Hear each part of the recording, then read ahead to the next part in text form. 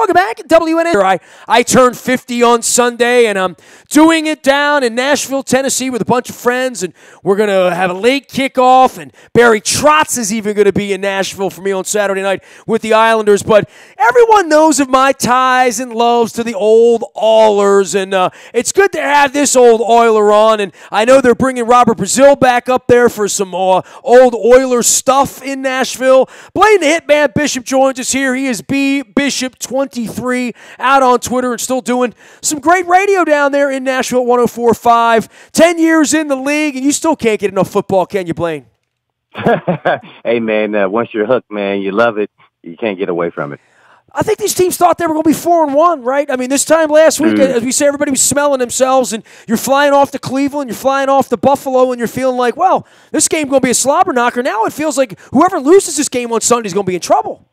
No question about it. Yeah, they were smelling themselves, and they didn't like what they smelled. They had laid a little egg there against Buffalo, the Titans did. So now they got to win, some AFC games outside of the division. They've lost 2 to the Dolphins in Buffalo, and then they, beat the Jags and the Texans. So, with all that being said, man, they just got to come out here and play a little more consistent on both sides of the ball, and don't turn the football over. Come on now. Well, you also got to catch the football too. I mean, we could blame Mariota and Flacco. Flacco threw the game-winning pass, right? And Crabtree dropped it, and obviously Mariota threw the game-winning pass to Nick Williams, and things are so bad there, he got cut. Vrabel's not playing around down there, is he? Oh, yeah, no question about it. And I questioned that he would get cut, and he did on Monday. I mean, I talked about it on Monday, and he got cut today. So, unfortunately, that's how it works when you're the 4th, 5th receiver, and you got to come in there and make those catches. He had a good punt return.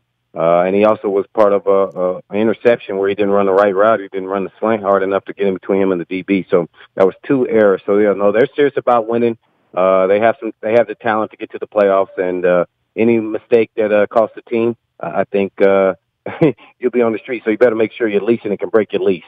Blaine, you've been down there through a lot of this, right? I mean, not only just a player with Fisher and Schwartzy and those guys and, everything that happened after that, whether it's Munchak, internal, Wisenhunt, great coach, Malarkey, all that, but Vrabel brings a different kind of swagger and coming off the field, and you played the game and a bit of a contemporary as well with him. Some thoughts on Mike Vrabel and your thoughts the day he was hired and where you are now on Vrabel? Oh, man, wow, that's a great question because, I thought coach with not a lot of experience, he has to hire a lot of experience around him. I know he was a great leader. I talked to a lot of guys, Big Willie McGinnis and guys that played with him there in New England, and his leadership is bar none his best quality. So he's a smart guy, stays relaxed, doesn't play, doesn't get emotional there on the sideline, which is kind of interesting to watch. More Belichickian, but he'll show at times that he can get hot about certain calls. But other than that, he's been pretty stoked there, and I think he's done a wonderful job.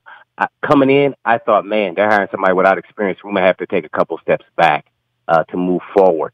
They've hired a great staff around him, and I think he's done an exceptional job. Actually, I think they've won those 3 games, and I'm a former player. I think specifically on the game plan and the coaching, one of those games, that's why they won them. I know you like to get up there and stuff a run every now and again, and everybody talks about wanting to run the football. You got to run the football, establish the run, stay consistent, stay true to it and all that. Boy, no one in the league really, follows that template. Maybe the Rams to some degree, but they still want to throw the football too. It's one thing to talk about running the football and dreaming up all these schemes, but the fastest way to move the football is through the air, and it feels like the ground game's the first thing anyone abandons. Yeah, no doubt about it. When I was in the league, it probably was more of a running league, and now it's stored around the yard league. And I think they want to be able to run the football just enough to keep you honest so they can still use the play-action pass to get some guys to bite up. Other than that, I think everybody now, if you're not throwing the ball around the yard, I don't know if you're going to have a shot, and your defense is kind of more bend, don't break type defenses these days.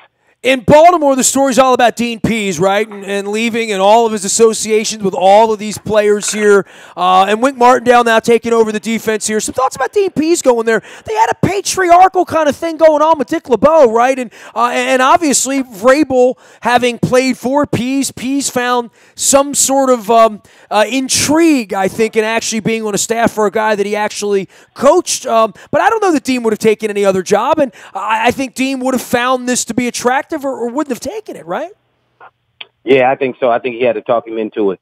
I think he was pretty much prepared for retirement and relaxing and spending time with his family. But through what you said, is his relationship with Vrabel and the coaching him before, I think influenced him to come back. And he's having a good time. And unfortunately, they need to be able to stop the run, though. They haven't done a good job of stopping the run, so they got to do a better job of stopping the run. To come up a couple games here, I think now puts them around 25th or so against the run.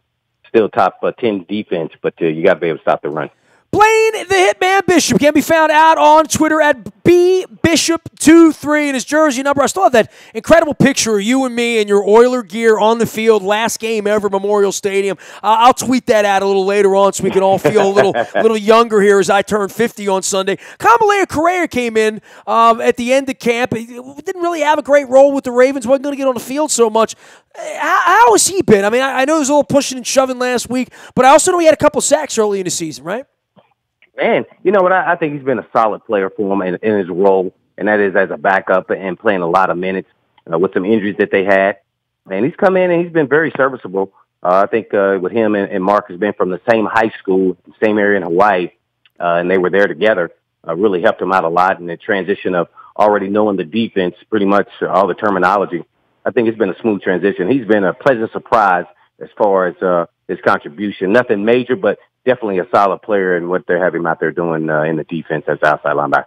Blaine, I'm not going to pretend I knew Steve McNair the way you did and your teammates and the guys that you went to battle with him every week, but I knew Steve, and I'm the guy that threw the party down there with Steve for the Ronald McDonald House. We had the playoff game when his career was over, and we did an event down there in Limelight together and made the news and all that stuff, and 8 months later, he's dead, and it's the 4th of July, and my blood ran cold that day, and I'm sure I don't know where you knew where you were, and it looks like Sports Illustrated's resurrecting something here, and I know there was a lot of conjecture about what really happened there, and I know reporters were into it, and there was some alternate truths and other stories and all of that.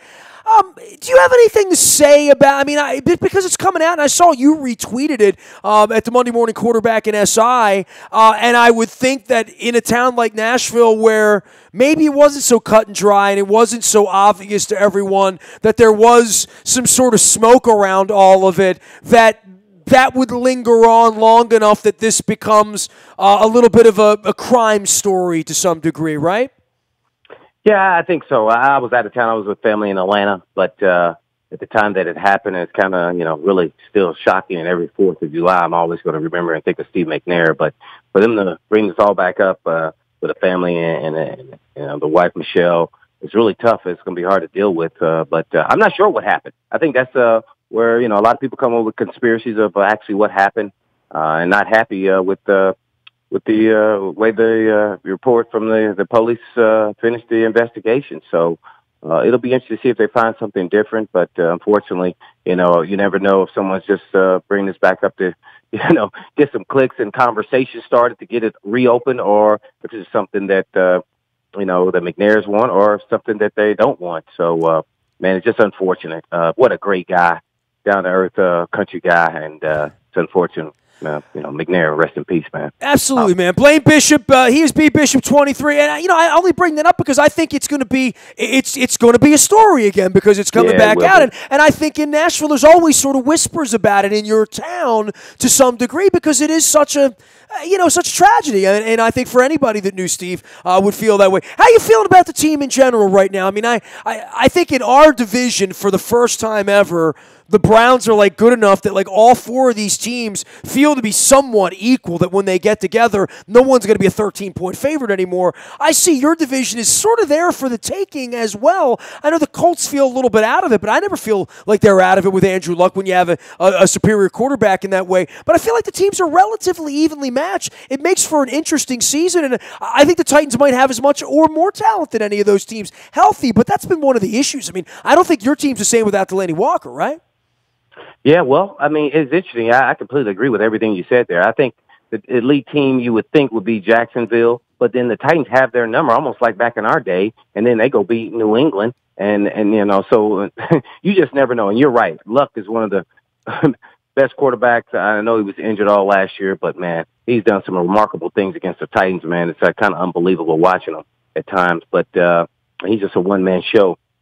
I think it's going to come down to the wire, and it's going to be some close races, and we'll see at the end of the season where they have all the division games stacked on top of each other, and hopefully it'll be the Titans on top because I really don't know. I think it's a coin toss who would win it. I would say Jacksonville, Texans, and Titans have just as good as a chance as the other. So I'm hoping it's the Titans, though. Well, you win the first one on the road. I mean, Jacksonville, that means something there. But y'all still hate the Ravens the most, though, right? I mean, you haven't really worked up a lather for the Jaguars or the Colts or the Texans, right?